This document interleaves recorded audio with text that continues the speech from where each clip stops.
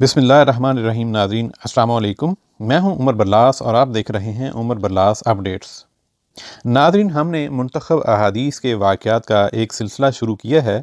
यूँ तो आपने मुख्तलिफ़ मज़हबी रहनुमाओं से ये वाक़यात सुन रखे होंगे, लेकिन यहाँ पे हमने अहादीस के वाक़यात को रेफ़रेंस के साथ मिनवन पेश किया है। इसमें अपनी तरफ से कुछ भी इजाफ़ा या काट छाँट नहीं की है। हर वाक़या में हमारे लिए सीखने और अमल करने के लिए बहुत कुछ है। उम्मीद है आपको ये हमारा नया सिलसिला पसंद आएगा। नाज़रीन, आज का हदीस का खूबसूरत वाक़या कुछ इस तरह है। अब्दुल्लाह बिन मुबारक ने बयान किया, उनसे मुअम्मर ने, उनसे हम्माम बिन बनबा ने और उनसे अबू हुरैरा रज़ियल्लाहु अन्हु ने बयान किया कि रसूल करीम सल्लल्लाहु अलैहि वसल्लम ने फरमाया, बनी इसराइल के पैगंबरों में से एक नबी यूशा अलैहिस्सलाम ने गज़वा करने का इरादा किया तो अपनी कौम से कहा कि मेरे साथ कोई ऐसा शख्स जिसने अभी नई शादी की हो और बीवी के साथ कोई रात भी ना गुजारी हो और वो रात गुजारना चाहता हो, और वो शख्स जिसने घर बनाया हो और अभी उसकी छत न पाट सका हो, और वो शख्स जिसने हामिला बकरी या हामिला ऊँटनियाँ खरीदी हों और इसे उनके बच्चे जनने का इंतज़ार हो, तो ऐसे लोगों में से कोई भी हमारे साथ जहाद में न चले। फिर उन्होंने जहाद किया और जब उस आबादी अरीहा से करीब हुए तो असर का वक्त हो गया या उसके करीब वक्त हुआ। उन्होंने सूरज से फरमाया कि तू भी खुदा का ताबे फरमान है और मैं भी उसका ताबे फरमान हूँ। ऐ अल्लाह, हमारे लिए इसे अपनी जगह पर रोक दे। चुनाचा सूरज रुक गया यहाँ तक कि अल्लाह ताला ने उन्हें फतह इनायत फरमाई। फिर उन्होंने अम्वाले गनीमत को जमा किया और आग उसे जलाने के लिए आई लेकिन जला ना सकी।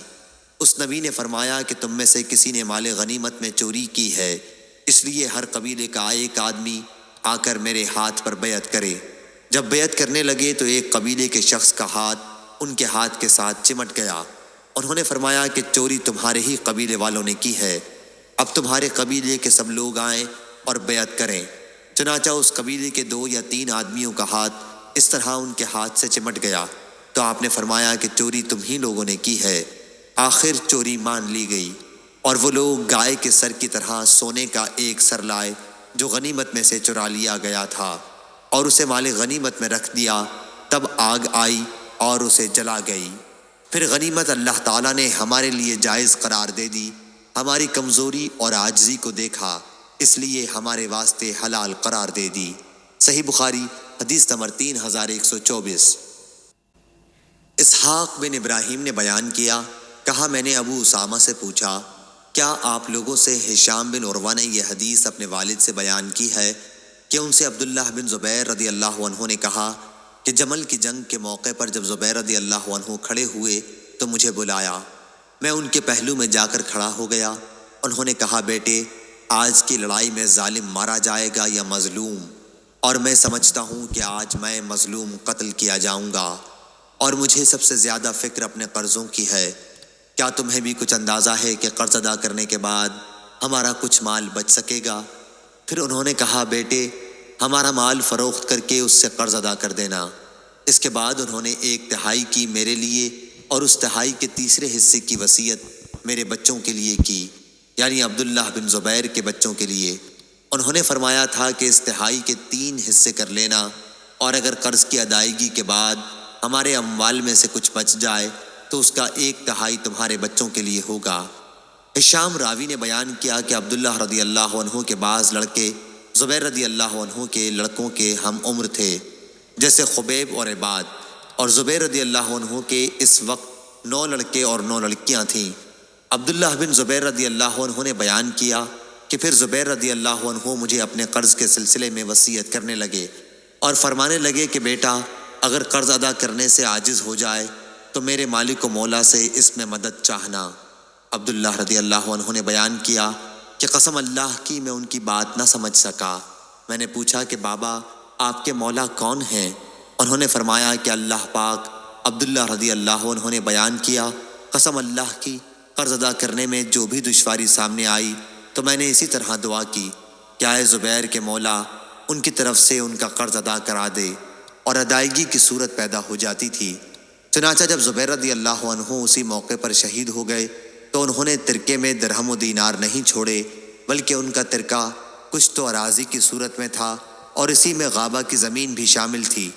11 مکانات مدینہ میں تھے، 2 مکان بصرہ میں تھے، 1 مکان کوفہ میں تھا اور 1 مصر میں تھا۔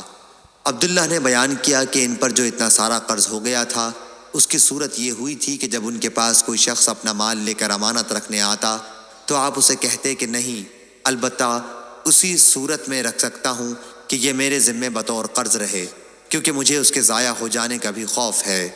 حضرت زبیر رضی اللہ عنہ کسی علاقے کے امیر کبھی نہیں بنے تھے، نہ وہ خراج وصول کرنے پر کبھی مقرر ہوئے اور نہ کوئی دوسرا عہدہ انہوں نے قبول کیا۔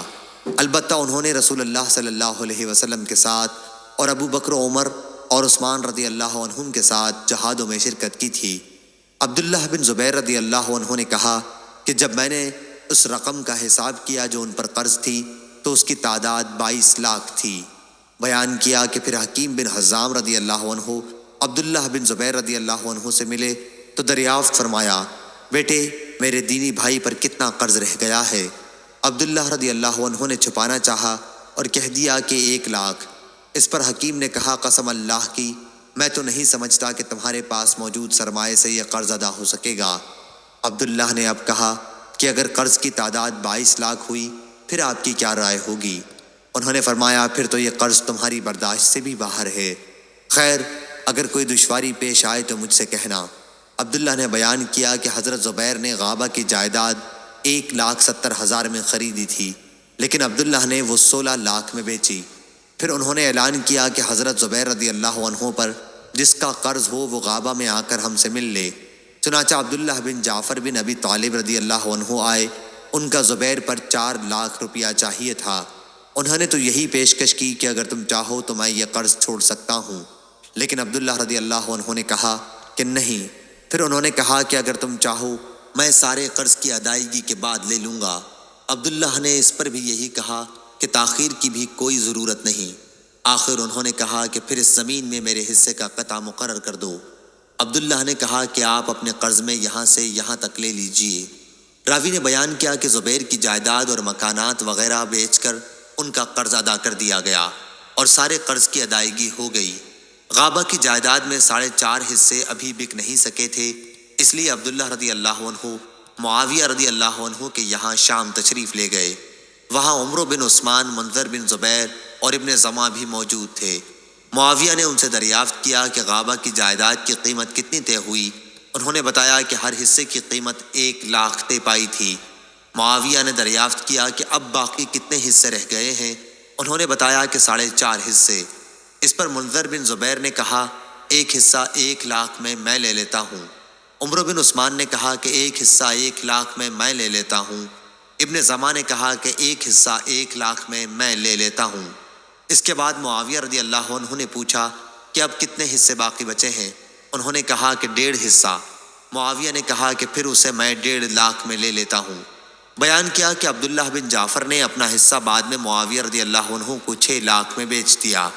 پھر جب عبداللہ بن زبیر رضی اللہ عنہ قرض کی ادائیگی کر چکے تو زبیر رضی اللہ عنہ کی اولاد نے کہا کہ اب ہماری میراث تقسیم کر دیجئے، لیکن عبداللہ رضی اللہ عنہ نے فرمایا کہ ابھی تمہاری میراث اس وقت تک تقسیم نہیں کر سکتا جب تک 4 سال تک ایام حج میں اعلان نہ کرا لوں کہ جس شخص کا بھی زبیر رضی اللہ عنہ پر قرض ہو وہ ہمارے پاس آئے اور قرض لے جائے۔ راوی نے بیان کیا کہ عبداللہ رضی اللہ عنہ نے اب ہر سال ایام حج میں اس کا اعلان کرانا شروع کیا، اور جب 4 سال گزر گئے تو عبداللہ نے ان کو میراث تقسیم کی۔ راوی نے بیان کیا کہ زبیر رضی اللہ عنہ کی 4 بیویاں تھیں اور عبداللہ رضی اللہ عنہ نے وصیت کے مطابق 1/2 حصہ بچی ہوئی رقم میں سے نکال لیا تھا۔ پھر بھی ہر بیوی کے حصے میں 12 لاکھ کی رقم آئی اور کل جائیداد حضرت زبیر رضی اللہ عنہ کی 5 کروڑ 2 لاکھ ہوئی۔ صحیح بخاری حدیث نمبر 3129۔ ناظرین، یہ تھا آج کا حدیث کا واقعہ۔ امید کرتا ہوں آپ کو اچھا لگا ہوگا۔ آپ سے مزید درخواست ہے کہ اس طرح کے سبق آموز واقعات اپنے گھر والوں کو اور دوست احباب کو سناتے رہا کریں تاکہ ہم سب اپنے دین سے جڑے رہیں اور سیکھتے رہیں۔ عمر برلاس کو اجازت دیجیے۔ السلام علیکم۔